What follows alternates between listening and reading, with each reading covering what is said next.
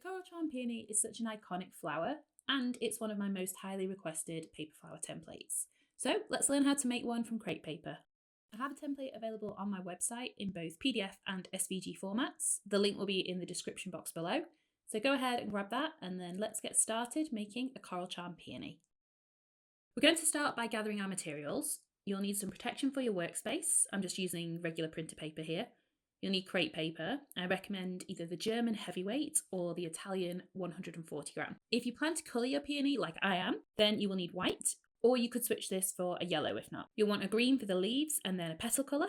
I'm using pale pink, which I'm going to paint in various shades of peach and coral, or if you prefer, you could use several shades of paper. Then you'll also just need a tiny bit of dark pink, plus scraps in any colour which is lighter than your green. You'll want one 16 gauge wire and 12 22 gauge wires, which are trimmed to be about 5 or 6 inches long. You'll need a ruler, some fine point scissors. You will need some that cut right up to the point. If you need to trim your wires, then you can use a set of household pliers. You'll need a paintbrush, some tacky glue. I like to decant some of the glue into a small pot and then use a cocktail stick to apply it. And some Mod Podge in either gloss or matte finish. I do highly recommend you try to colour your flower. If you do want to do that, you'll need some alcohol markers in a range of yellows, beige, brown and red. You'll need a paint palette or plate to mix on, some acrylic paints in cardamom red, yellow, green and white, or blue if you don't have green, and you'll want a jar or a cup of water. First, we're going to start by making the centre of our peony. The Coral Charm has distinctive green centres which are called carpels, and they have this pinky red detail at the ends, so we're going to start with that part first. You need a strip of fully stretched out pink crepe paper, which is about 1 inch tall, and you'll need 7 half-inch wide strips. Cover the bottom half of the paper with tacky glue, and then place one of the 22 gauge wires to line up with the edge of the glue. Next, pinch and roll the paper tightly around the wire, and you want the top unglued edge to stay as open as possible. So you can use your nail to adjust this if you need to. And then just repeat that for all 7 carpels.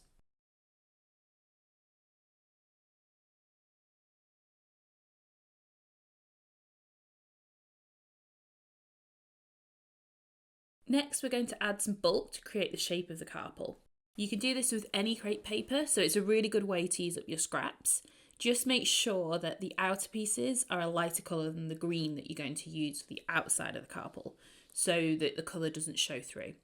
I like to cut mine into strips about 3/4 of an inch tall and roughly 3 or 4 inches long, but you can adjust this based on whatever size scraps you have. Cut quite a few pieces ready and then cover them in a layer of tacky glue. Then we're going to wrap the strips around the wire. We'll start at the top edge of the wire and then work down to about 1 1/4 inches. You want to add more around the middle section and then keep it narrow towards the top and the bottom of the carpel. I've included a shaping guide in the template file, which you can use to give you an idea of the shape that you're looking to create. Then once you have the right shape, cover the carpel in a layer of green crepe paper.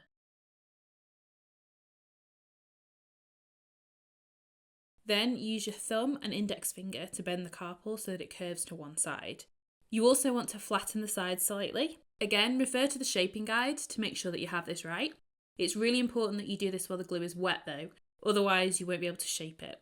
And then we're going to repeat the whole process for all 7 carpels. To join the carpels together, we're going to start with putting 2 of the flat sides together and then twisting the wires to hold them in place.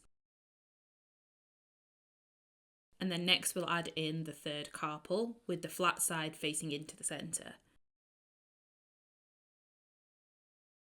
Then we're just going to work our way around until all 7 carpels are added. You can pinch the tops together and twist the wires as you're working to get the right shape. And again, make sure you do this step before the glue dries so that you've got more flexibility to squish them together a little bit if you need to.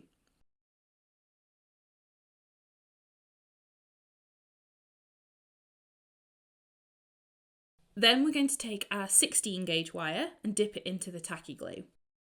You want to make sure you have quite a bit of glue on the end of the wire so that it holds all of the carpels. And then attach the wire into the centre from the bottom of the carpels so it sits as close as you can to the other wires. Then to secure it, you can add a strip of green crepe paper with plenty of glue and make sure that everything is really well stuck. You could also use floral tape for this bit if you prefer. To create a more realistic flower, I like to add more colouring details, but you could skip this step if you prefer. Now, I know not everyone will want to add colouring, so I also have a separate video which goes into a lot more detail about the techniques I'm using here. So you'll just see an overview of the colouring techniques in this video. So I'll link that other video in the description box below. For the carpels, I'm using alcohol markers in dark pink and red on the edges of the paper. The next part is the stamen, which is the yellow fringe around the carpels. For this, we want fully stretched out crepe paper. Sometimes you end up with little bits at the end that don't fully stretch, so I like to just trim those off. You need to cut strips of crepe that are 2 inches tall, and we need 12 in total that get gradually wider. You'll see the sizes that you need on the screen. For this part of the flower, you could just use yellow crepe paper instead of colouring the stamen. However, just be aware that the fringe centre is quite a specific detail for the Coral Charm Peony, so if you don't have the white bit as well, it's not going to look as realistic. Again, I will include more details of how I'm colouring the stamen in the separate video for this. So just check that your crepe is fully stretched and then fold it over in half. First, we're going to cut along the fold, leaving about 1/2 inch, and then create a very fine fringe along the yellow edge of the paper. The closer together that you can get the cuts, the more realistic this is going to look. So really take your time and go slow with this part. This is where it really helps to have the fine point scissors that cut right to the tip. Then open up the fringe and check you don't have any wider strips, and you can just trim those down if you do need to. And then repeat the process for all of the strips. Then, using a paintbrush or a pencil, you can curl the fringe along the yellow edge. So I like to hold the white edge between my thumb and index finger on my left hand, and then curl the paper between my right thumb and the paintbrush. Work your way along the fringe, curling it. You might need to go over each section a couple of times here.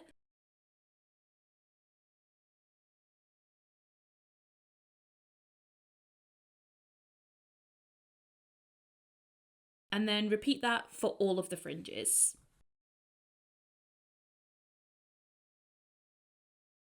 Once all the strips are curled, we're going to glue them together in sets of 3. So starting with the smallest strip, apply a line of glue along the white section, and then take another strip of the same size and line the corners up before sticking them together. Make sure that both strips are curling in the same direction. You don't need to be too accurate here as long as they're roughly in the right place. Once you've done that, you can do exactly the same thing again to add the 3rd strip. Then just quickly stretch out the paper a little to remove any bunching.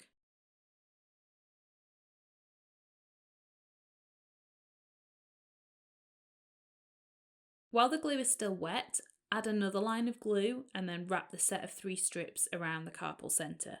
You want the top of the yellow fringe to sit just above the top of the pink on the carpels. We're then going to repeat these steps for the next size of fringe strips. So gluing 3 fringes together, stretching them, and then adding them on to our flower centre. Try to line up this strip with where the last one finished, but don't worry too much if there's any overlap or gaps. Once we attach all of the fringes, they'll get lost anyway. And then repeat for the other 2 sets of stamen fringes as well. As you're attaching the strips, make sure that the bottom edge is lining up as much as possible. We want to create a squarish edge here to help with the shape of the flower later on. For the next part, you can choose to either open up or to keep the centre more closed, depending on what stage of bloom you want your peony to be. I like to have an open centre, which is what you would see when the peony is in full bloom. But you could also keep this more closed, and then later when we add the petals, also keep them more closed, which would be more realistic of a peony which is just about to bloom. If you do want to open the centre, like mine, I find a paintbrush is a really good way to do it. Because the bristles are quite soft, you can easily push down onto the fringe without damaging the paper, and then basically push the base to make it sit a little bit flatter. The next stage is the petals. This is where our flower is really going to start to come to life. So first of all, cut around all of the shapes on your template. Put the letters aside for now. We're just going to use numbers 1 to 9 for this section. Then we're going to stretch the crepe paper to be twice the width. I line up 2 points on my workspace with the edge of the paper, and then stretch it until it fits the same distance when it's folded in half. As I mentioned before, when you stretch crepe, you usually end up with bits on the edge that don't fully stretch, so I like to trim these off. Just fold over the paper, lining up the top and bottom straight edges, and then use the side as a rough guide to trim to. When I'm cutting out my petals, I start with the biggest first, just because that way you end up with a lot less waste. And I like to fold my paper to cut multiple petals at once. Make sure if you're doing this that your scissors are really sharp so that you don't end up with jagged edges. And then also make sure that you're lining the grain lines in the paper up with the 3 lines on the template. A tip for you as you're cutting out your petals, it's sometimes easier to cut roughly around the template and then come back to cut out the smaller details and indents rather than cutting the whole outline in one go. It's usually easier to cut away from yourself too. Also, make sure that you're keeping your thumb holding the paper tight so that nothing slips as you're moving it around. If you're using the SVG version of the template, make sure to fully stretch the crepe so that it sticks properly to your cutting mat. And then remember, you'll need to colour the paper or at least use isopropyl alcohol to shrink the paper so that you can properly curl it later. And just to let you know, the SVG version of the template is wider to allow for this. So if you want to switch between machine and hand cutting, make sure that you use the correct version of the template. Once you have all of your petals cut out, I recommend that you paint them to get the most realistic colouring. We're looking for a very light peachy pink colour in the centre of the flower, so petals 1 and 2, then gradually getting darker through to a vivid coral colour for the outer petals, so that's 8 and 9. If you can find the right colour paper, you could do this without painting. However, the difference between the colours needs to be quite subtle, so it can be difficult to find paper colours that are close enough to each other. It also really helps to create a gradient or an ombre effect when you're painting to give some variety to your petals, and that is what's going to create the most realistic looking flower. Again, I have more details on this in the separate colouring video. Just a quick note here, sometimes when you paint crepe paper, it dries a slightly different shape. Typically the width will shrink slightly, which is also how we're able to make the template work as an SVG file. Occasionally though, the paper won't shrink that much, like you can see in the video. For this flower, that is totally fine, as long as the shape is still similar, like it's just got a little bit wider. And as long as there's still enough stretch in the petal to be able to curl it. For something like a peony, it actually helps to have a bit of variety so that it looks more natural. Next up, we're going to curl our petals. So gather the number 1 petals and we're going to start shaping these just below where the wavy top edge is, around 1/4 of the way down the petal. Use both thumb and index fingers and you can start to push down with your thumbs and also stretch out the width, just along that 1/4 way line. Once you have a nice curve on that part of the petal, you can move a bit lower to around halfway down and use your thumb to really push into the centre of the petal so that it starts to curve in on itself. Ideally, we're trying to create quite a deep curve so that the top of the petal will wrap around the stamen that we made earlier. So then we can repeat that for each of the number 1 petals.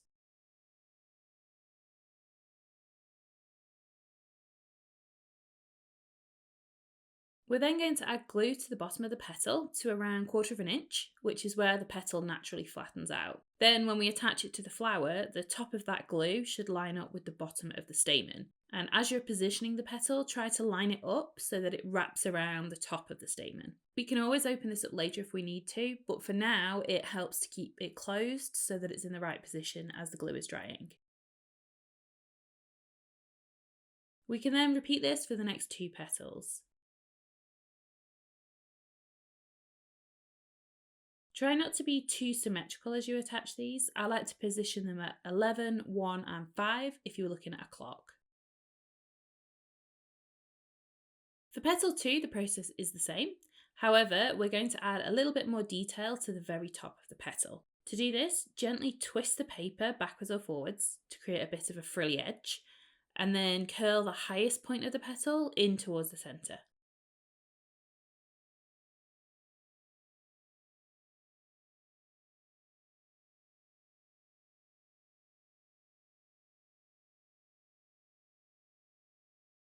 Then you can attach them to the flower in the same way as we did with petal 1, filling in the gaps, but making sure to overlap the previous petals.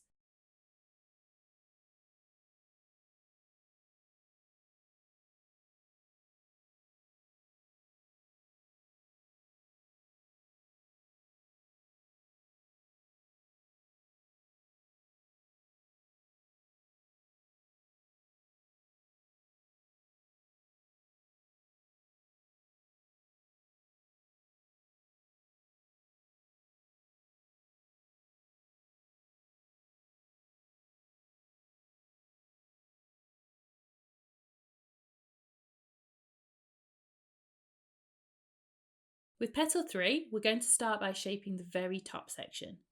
So stretch out the widest section at the top, pushing down quite firmly to create a deep curve. Then, more gently, do the same for the 2 narrower sections at either side. Next, you can shape the rest of the petal in the same way as before.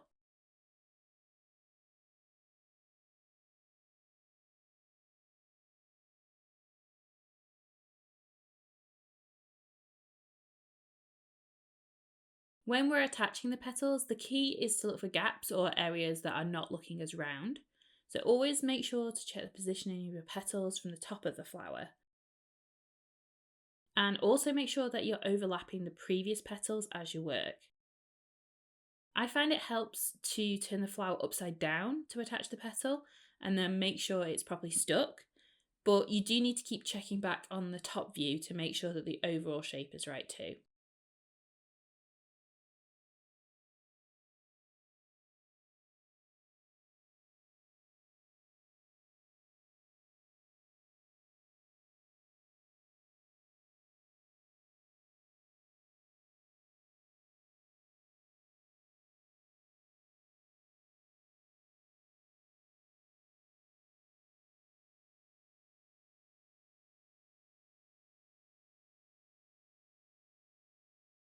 For petal 4, the process is very similar.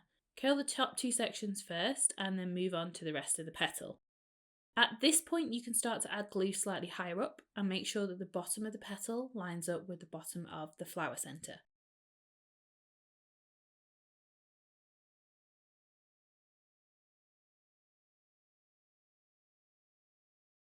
You should also keep checking that the top of the petals are sitting slightly higher than each of the previous sizes did.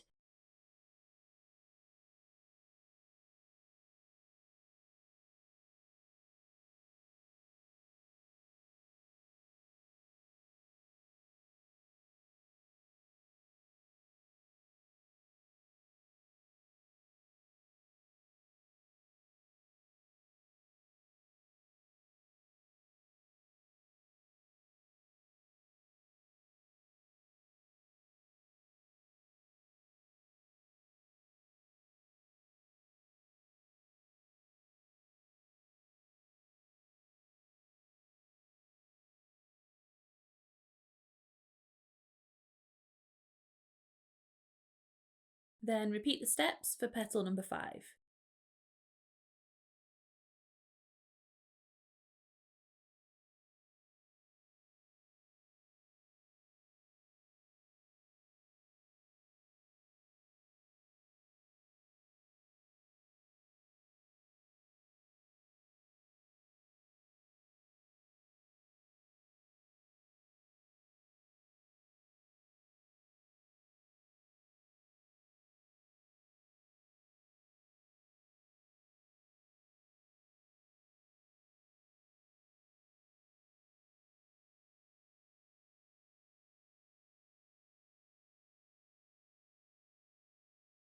Now, this next step is optional and it depends on the shape of the flower you've created so far. Quite often, the base of the flower can end up being quite pointy rather than curved. Ideally, we want the overall shape to look a bit like the curve I'm showing here.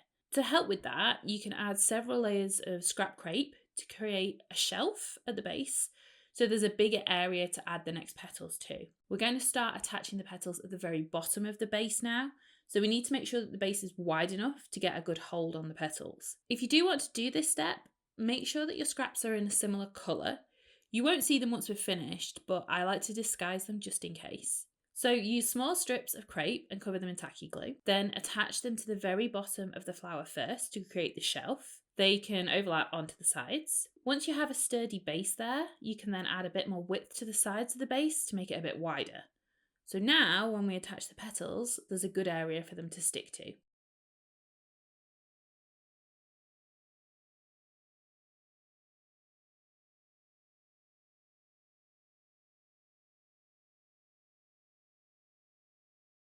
When you're attaching petals number 6, glue them onto the bottom of the shelf, as close to the stem as you can.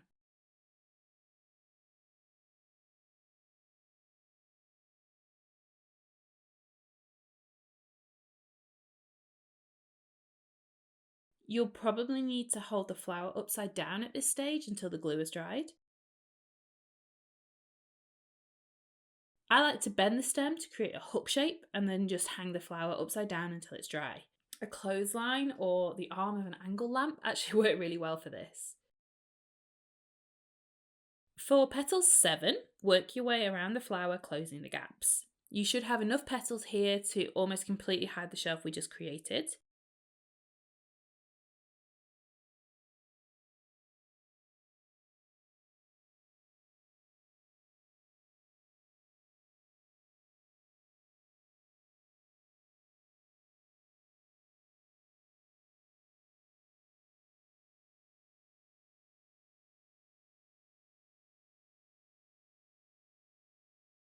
Once you've done that, make any tweaks you need to for the shape, and then add a few small blobs of glue anywhere that the petals are falling down. You can then position them so that they hold onto the petal next to them. Only do this a little bit though. If you do it too much, you'll lose the movement in the flower.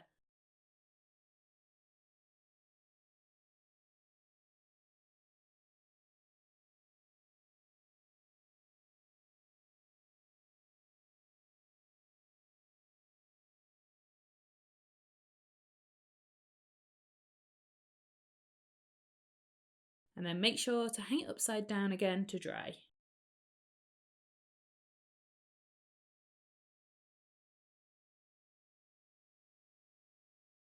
Then with petals 8 and 9, we want to create the outer layer of our flower. So really pay attention to covering any gaps, making sure that the flower is rounded, and checking that the base of the petals are nice and neat and as close to the stem as possible.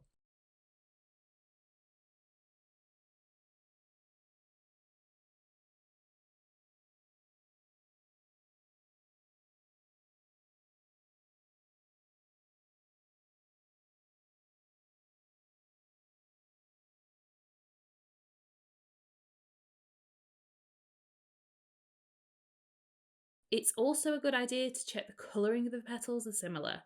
If you have any that are slightly lighter, like I have here, then you can use the outer petals to cover them and really stretch the width of these petals to give you maximum coverage.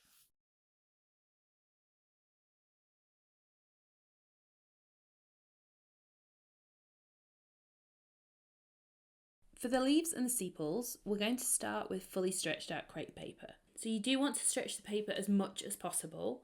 If there is any stretch left in the paper, then the leaves are likely to warp and reshape as you work with them. Like with the petals, we're going to trim the unstretched edge off the paper first. Then we're going to cut our leaves. So I always like to cut the bigger shapes first so that I can always use the offcuts for smaller elements like the sepals. Line up the grain lines on the template with the grain lines in the paper, and then use the template as a rough size guide to trim a square of crepe paper. Next, cut along the diagonal of the square. Make sure to flip over one side of the leaf so that the grain lines are running the right way. It's really important that you follow these to make a realistic leaf shape. The lines in the paper act kind of like veins of the leaf, so we're going to use them to create the V shape of the veins. If you are using the SVG file to cut out your leaves, the shape will be cut ready for you. So just make sure to select the right pieces to give you that V shape. Also, a note on that, when you are setting up your cutting machine, make sure your machine doesn't automatically rotate the leaves. How the shapes are laid out on the page is how you want to cut. So I use a Cricut, so using Cricut Design Space, you need to attach that file before you cut it. You can then attach the wires in the same way as we're doing here, just be careful to line up the points at either end of the leaf. You can also just use the PDF version of the template to overlap with your finished leaf just to make sure the shape is right, and then do any quick tweaks to the shape that you need to by trimming it down. For the smaller leaves, I fold over the paper a few times so that I can cut a few at once. And then I also do the same thing for the sepals. You'll notice on sepal A, there is quite a fine point, which I find it's easiest to cut if you're cutting into the shape rather than away from it.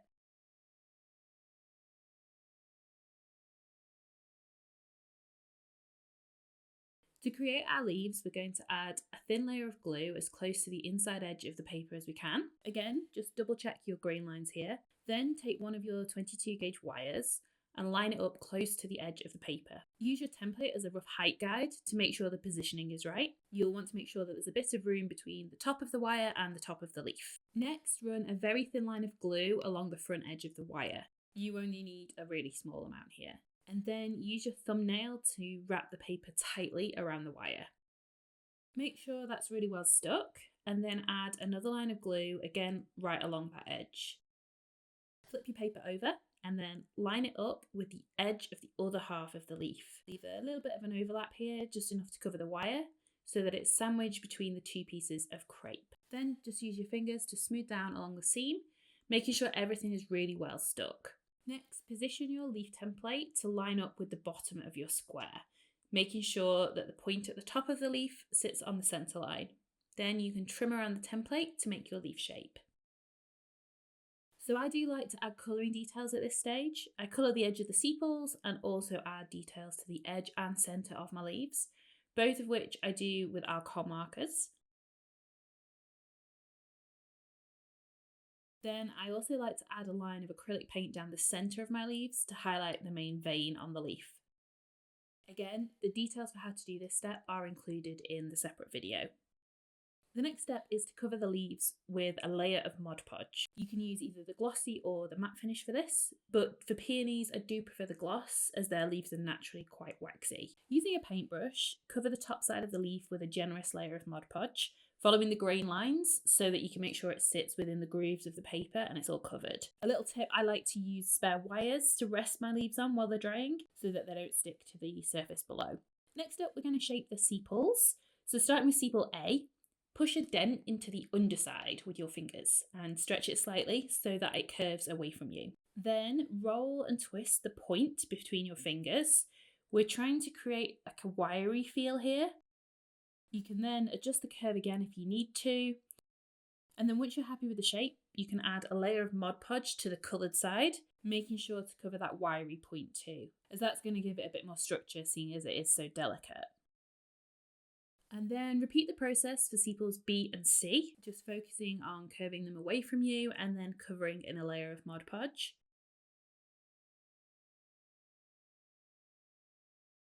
Before the glue gets a chance to fully set, just gently stretch them out one last time to make sure the curve really holds. Then you can also add Mod Podge to leaves G and H. Once our leaves are dry, we can add the shape. So you can curve the overall shape slightly away from you and then add a tighter curve on the tip of the leaf. You can also add bends to the centre of the leaf in a very loose S shape if you want, as well as slightly twisting the whole leaf, which helps to add some movement. Then when you're happy with the shape, cover the underside of the leaf with Mod Podge, and then repeat this for leaves D, E and F. Allow everything to dry fully before you move on to the next stage. To attach our sepals, add tacky glue to the back of sepals A, B and C, up to about a third of the way from the bottom. Then attach them to the underside of the flower with the tab at the bottom slightly overlapping the stem. Position sepal B at 12 o'clock, C at 4 o'clock, and A at 2, 7 and 10 o'clock. I've also included a placement guide for these in the template that you can refer to.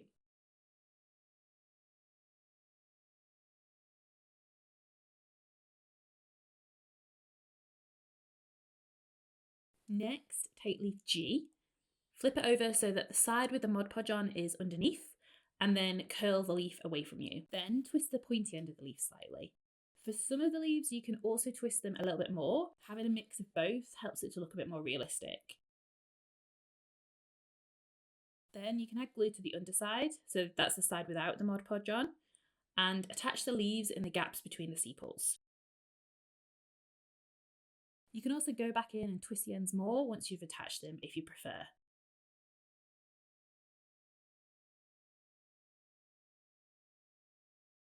And then repeat this until you've attached all 5 of the leaf Gs.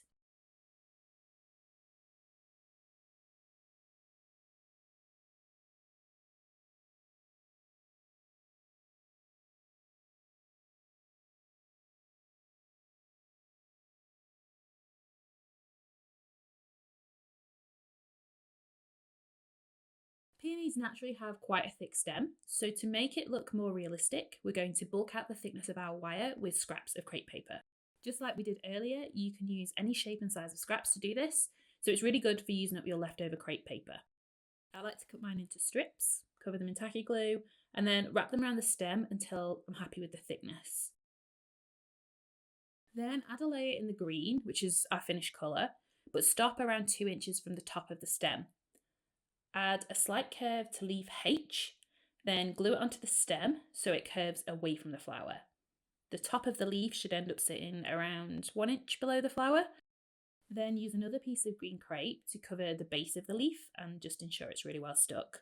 Next, take the rest of the leaves, start with the biggest, which is leaf E, in the centre, and then line up leaf D to the side, arranging it so that the bottom points of both leaves are touching. Twist the wires together tightly to hold them in place, and then do the same on the other side for the other leaf D. Make sure that these all sit really close together so that there's no wires visible between them, and you can pinch them together at the base if you need to.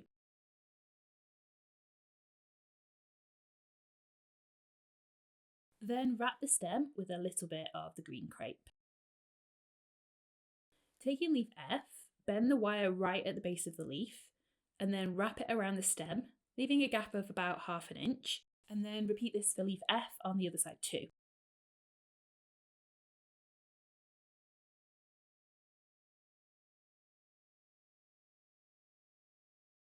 You can also add a small blob of glue at the back of the leaf, between the leaf and the wire, at the point it meets the stem if you need to. Then cover the wires with more green crepe.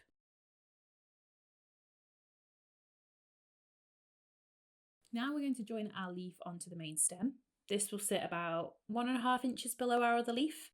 So line up the position that you want, and then add a large blob of tacky glue between the two stems. And then again, wrap with a green crepe strip, squeezing it tightly as you do it.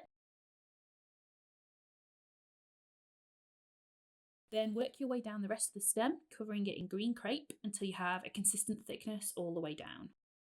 So there you have it, your very own Coral Charm Peony that will be in bloom all year long. If you give this tutorial a try, I'd love to see how your flowers turn out. Be sure to tag me on Instagram, it's at tarmuchley_paperblooms. And also don't forget to stop by my website, which is tarmuchleypaperblooms.com. I have lots of paper flower tutorials and templates, including some free ones, as well as lots of paper flower tips and links to my favourite supplies. If you've enjoyed this tutorial, please give it a like and don't forget to subscribe to my channel. Until next time, happy flower making.